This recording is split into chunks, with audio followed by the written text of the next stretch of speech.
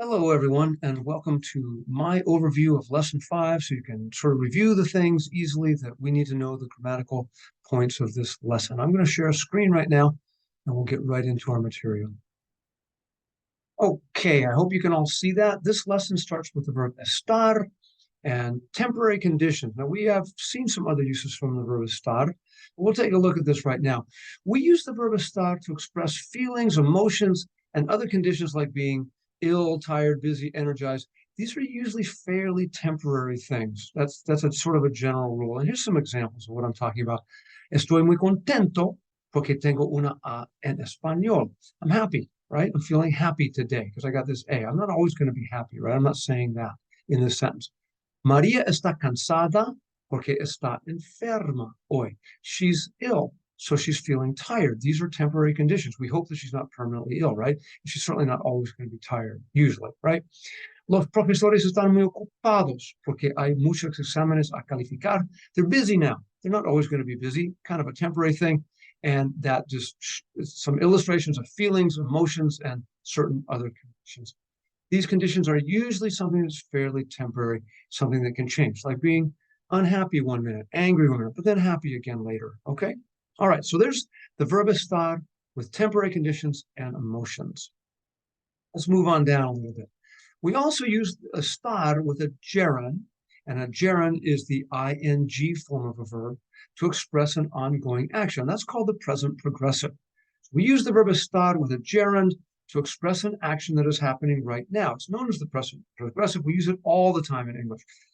Robert is playing the piano, and my sister is studying. We've got playing and studying. Those are gerunds that help us say what somebody is doing right now. So how do we make this in Spanish? We make the gerund, that's the ing form, like playing or studying, by dropping the ending of any verb and adding ando to AR verbs and yendo to ER and IR verbs. Here's an example. Juana está comiendo, or los estudiantes están bailando. Notice I do not make this agree. I know this is Juana. She's the subject of the sentence, but I'm not describing her. I'm saying what she's doing. This is a verb form, and verbs don't agree. They simply conjugate, and this is the conjugation. It's invariable. Same thing here. Los estudiantes. I don't add an S out here because it doesn't agree with los estudiantes. We're just saying what they're doing. So this is just a verb form. The verb estar and the gerund tell us what people do, or sorry, what they're doing. Some gerunds have a spelling change. There's other ones too, but here's a couple, probably the two that you need to know most. Leer becomes leyendo, and this is just to avoid 3 vowels in a row. I guess there's a rule about that in Spanish. Unless the middle one is accented, it's complicated. Let's don't worry about it. We change that I to a Y. Same thing with oír. I changes to a Y, oyendo. All right. Now, note that gerund as a verb does not agree. I just mentioned that. Also note that in English, we may say something like, I'm moving to LA next year. But in Spanish, to use the present progressive, the action should be happening right now. It should be something, if you're using the present progressive in Spanish, it means that something is going on pretty much right now. That's kind of changing in the United States because of the influence of English on native Spanish speakers. But generally speaking, we're not going to say something like, I am moving to LA next year. No, if I'm in the car and I'm packed and I'm driving to LA, then I can say I'm moving to LA right now. But generally speaking, that's what you do with this present progressive. It's got to be for something that's happening right now. Okay. All right, there is the present progressive. Let's jump down to ser versus estar. We've been using both of these things in our lessons since we started this course. But one thing that needs to be very clearly understood, ser and estar mean exactly the same thing, but they have very defined uses and they are not interchangeable. You do not get to use ser if it's one of the uses of estar that you need to express. So here's 3. There's other ones, but right now we're just going to look at 3 of the uses of estar, the most common ones, right? Location. For example, anytime you talk about where something is, even if it's temporary, permanent, doesn't matter, you use the verb estar. That's just a rule. So San Francisco está en California. It's a good example, right? We just saw this, temporary conditions and emotions. Los estudiantes están muy contentos porque no hay examen. Oh, they're happy, right? They're feeling happy, right? It's temporary condition. Present progressive. Adalberto y Julia están bailando. They are dancing in the party. So there's your three main uses of the verb estar. If you want to review this a little bit more, check page 170 in your e-text in Vistas, and you can get a few more little details of other things that are important. But this is 90% of the uses right here. What do we use ser for? Well, we use ser for nationality and place of origin. Here's an example. Marie es de París. She is from Paris. That's her place of origin, right? Ella es francesa. There's her nationality. So we use the verb ser, right? Professions and occupations. For example, mi papá es mecánico y yo soy estudiante. Now you might be thinking, wait a second, being a student is kind of temporary, isn't it? And you're right. But this particular rule supersedes that temporary, permanent set of rules. And because we know that professions and occupations can change, but the rule is for professions and occupations, we use the verb ser. It's that simple. This is something you got to know how to do, right? Time and date. Hoy es lunes, today is Monday, y son las 2 de tarde. If we're telling time, or if we're talking about what day it is, or month, whatever, anything like that, you use the verb ser. Also, as opposed to the verb estar, permanent conditions, like being tall. You're not going to be tall today and short tomorrow. You're not going to be intelligent today and dumb tomorrow. Athletic, it all kind of works that way. Anything that's not going to change in the blink of an eye, we do use the verb ser for. For example, mi papá es alto y guapo. That's just how he is now. And that could change over time, I suppose. I mean, I guess he's always going to be tall. Maybe someday he won't be handsome, but it's nothing that's going to change by tomorrow. So consider that permanent. He's tall and handsome. Okay? All right. There we go. There's the verb ser. And now we're going to talk about the last grammatical topic of our lesson. It's one of the sort of trickier parts of learning Spanish for some reason, but it doesn't have to be. We're just going to figure out how to work direct object pronouns. What is a direct object pronoun? A direct object pronoun is a pronoun that takes the place of a noun that is already understood or has been already mentioned. And is a good example right here. If I ask the question, where's Belinda?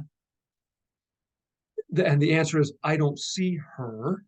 Her is replacing Belinda. Belinda is a direct object in this question, but I don't want to keep saying her name over and over. Where's Belinda? I don't know. I don't see Belinda. We don't, so we can just say, I don't see her. Well, this is a direct object pronoun that replaces Belinda because we've already mentioned her once, and that's enough, right? Okay, so in this example, her is the DOP that replaces the name Belinda so that we don't have to keep repeating it. What are the DOPs in English? Just so you have an idea. Me. Hey, here's an example. Can you see me? Yeah, I can see you. The second one is you. Then we have him, her, or it. I like my wife. I like her. I love my wife. I love her a lot. Okay. It also works. I have a book. I bought it at Barnes and Noble. Something like that. Us and them. Let's take a look at what they are in Spanish, and then we'll look at some examples so you know exactly what I'm talking about. The DOPs in Spanish are me, te, lo, and la for masculine and feminine, nos, and then los and las for masculine and feminine, plural. Okay. These ones right here work to replace usted if you need to, and these also work to replace ustedes. Now let's take a look at some of the examples that I'm talking about here. Tengo muchos zapatos. I have a lot of shoes. If I want to replace shoes and say them, and I've already mentioned shoes, then I use los. Now that comes from right here, which I already showed you. And I can say something like los compro en Ross. I buy them in Ross. Note where the los goes. It goes in front of this conjugated verb here. Here's another one. Mi computadora es nueva. My computer is new. La uso todos los días. I use it, talking about my computer, todos los días. I use it every day. In these two cases, los and la went before the conjugated verb. But we're going to look at another kind of sentence here. Voy a ver a María y Teresa. I said in my answer, voy a verlas. Now, las replaces María y Teresa. I'm going to see them tomorrow. What's the deal here? Let's look at this example. This is a conjugated verb. And we also have another verb in the same sentence. This is a conjugation of the verb ir. This is not conjugated. Sorry, excuse me. It's not conjugated. It's called the infinitive. Anytime you have an infinitive and actually a gerund, so I'll just mention that now too, but let's just look at infinitives right now. Anytime you have an infinitive in your sentence, you have a choice of whether you want to put the direct object pronoun after and attached to the infinitive or before the conjugated verb. So now let's look at our placement rules. That's just some examples. You don't have to understand it quite yet, but I'm going to show you some, so I'm going to give you some grammar rules. DOPs go before the conjugated verb in a sentence. Here's a good example. Mama, I'm a little kid. I'm talking to my mom. Mama, me llevas a la tienda? Will you take me to the store? And the mom answers, sí, hijo. Yes, son. Te llevo. I will take you. These are direct object pronouns, and they go in front of the conjugated verb. However, if there's an infinitive, that's an unconjugated verb, or a gerund in a sentence, we have the choice to put the DOP, the direct object pronoun, either before the conjugated verb or after and attached to the infinitive or the gerund, right? This placement is not important. You can use either method you choose. It does not matter. It makes no difference. It makes no difference in the meaning of the sentence. Which one should you use or which ones the native speakers use? They use both. Sometimes they throw it in front. Sometimes they put it after and attached. You can make your own choice on what you want to do. Some Spanish learners, Spanish language learners, just always use one. Some always use the other. Some mix it up, you know. Now I'm going to show you a couple of examples here. Voy a llevar mis zapatos nuevos mañana. I'm going to wear my new shoes tomorrow. So if I wanted to restate that sentence, I can put the los that replaces mis zapatos in front of the conjugated verb. But in this particular sentence, I happen to have an infinitive, a verb that's not conjugated. So I can put it in back and attached to the infinitive. So these two sentences are equivalent. There's no difference in the meaning. You choose the way you want to do it. Los voy a llevar a la fiesta. I'm going to wear them to the party. Voy a llevarlos a la fiesta with the exact same meaning. Okay. Let's look at one with a gerund. Mis primos, my cousins, están comiendo los tacos ahora. I've got a gerund in the sentence. And you can see how this works, right?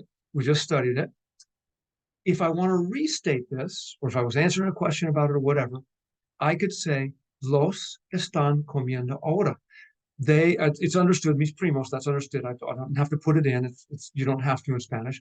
I could say, they are eating them now, and I put it in front. I could also say, están comiéndolos, one big long word here, ahora. Okay? So, is there a hint about using these things? One thing I can tell you is this. If you want to make one simple rule for yourself, if you're just like, let me keep this as simple as possible, just always put the DOP in front of the conjugated verb. No matter what kind of sentence it is, just put it in front of the sentence where they're in front of the conjugated verb. However, other people kind of like this way, and I'll tell you why. It's more like English. They are eating them now. That's just like English, right? Let's go back to the previous example, too. It's the same difference. Voy a llevarlos a la fiesta. I am going to wear them to the party is just like English. Now, if that helps you, use it. If you like to remember one simple rule and always just put it in front of the conjugated verb, do that too. It's whatever you want to do, okay? It makes no difference, right? One little thing that I wanted to mention, I feel kind of obligated to mention it. You don't have to think about this at all. When you get up to, we don't teach it in Spanish 200, but in Spanish 201, we're going to learn placement rules for direct object pronouns when you're giving somebody a command. Now, a command is a direct order. Eat your food. Don't play with the ball in the house. You're telling somebody what to do directly, right? That's a command. The DOP rules change for commands, but we're not going to be studying them in this course, and they are complicated enough to where I don't even want to get into it right now. They're not so totally difficult, but it takes a little while. So that is about it for lesson 5. And I'm going to stop this share. I hope you've enjoyed this little overview. I hope you've learned something from it.